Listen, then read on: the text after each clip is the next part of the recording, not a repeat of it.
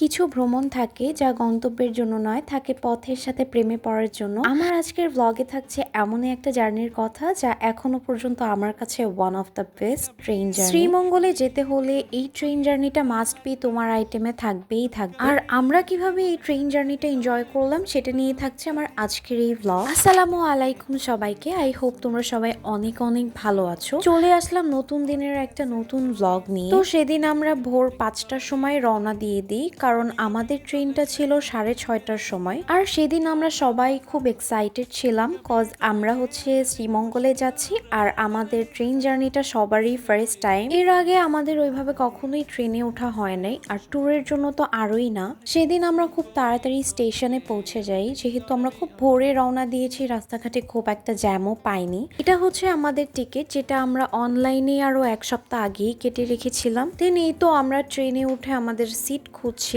ওই দিন না আমরা তিনজনই সবার আগে ট্রেনে উঠে আমাদের সিট খুঁজে বসে পড়েছিলাম, কারণ অনেক মানুষের ভিড় হলে তখন সিট খোঁজাটা একটু প্যারা হয়ে যায়। আমাদের তিনজনের সিটটাই একদম ট্রেনের লাস্টের দিকেই ছিল। সবসময় আমি কোথাও গেলে না উইন্ডো সাইড ছাড়া বসি না, বাট এবার আমি আমার হাজবেন্ডকে উইন্ডো সাইডে বসাইছি। বাসা থেকে সবাই বলে দিয়েছিল খুব সাবধানে যেন যাই, কারণ ট্রেন স্টেশনে নাকি অনেক চুরি হয়। এই কারণে আমি শুরুর দিকে একদমই উইন্ডো সাইডে বসি নাই। এই যে দেখো অলরেডি সকাল হয়েও গিয়েছে। দেন আমি বসে বসে কফি খাচ্ছিলাম, কজ আমার কফি ছাড়া একদমই চলে না। দেখতে দেখতে কিন্তু আমাদের ট্রেনটাও ছেড়ে দিয়েছে। ওই দিন আমাদের ট্রেনটা অনেক লেট করে ছেড়েছিল, 6:30টার ট্রেন 7:30টার সময় ছেড়েছে। এখানে আমরা একটু আমাদের ভিডিও নিচ্ছিলাম, আর পিছে দেখি ভাইয়া একদম পুরা ঘুমিয়ে গিয়েছে। ভাইয়া না সব দিকেই ঘুমায় যায়, পুরা ট্রিপের অর্ধেকেই মনে হয় ভাইয়া ঘুমাতে ঘুমাতেই কাটিয়ে দিয়েছে। আচ্ছা এবার বলি, ঢাকা থেকে শ্রীমঙ্গল পর্যন্ত এই ট্রেন জার্নির দূরত্ব কিন্তু 176 কিলোমিটারের মতো। আবার এই পুরো ট্রেন জার্নিটা করতেই সময় লাগবে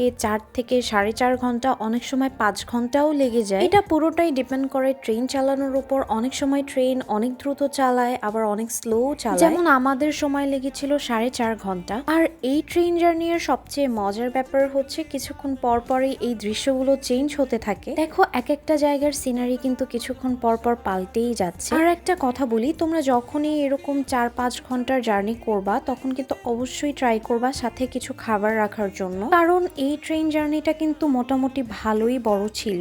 আমরা তো আমাদের সাথে হালকা কিছু খাবার ক্যারিও করেছিলাম, আবার আমি ট্রেন থেকে শন পাপড়িও নিয়ে নিয়েছিলাম। 4.5 ঘন্টা জার্নি করার পর ফাইনালি আমরা শ্রীমঙ্গলে পৌঁছাই। দেন স্টেশন থেকেই একটা অটো নিয়ে আমরা চলে যাই পানসি রেস্টুরেন্ট। শ্রীমঙ্গলে যে বেশিরভাগ মানুষ রিজিক অথবা পানসি রেস্টুরেন্টে যায়, যেহেতু পানসি রেস্টুরেন্টটা আমাদের কাছেই ছিল এই কারণে আমরা এখানেই এসেছি। এই তো এখানে আমরা আমাদের মেনু দেখছিলাম, দেন আমরা চিকেন বিরিয়ানি অর্ডার করি।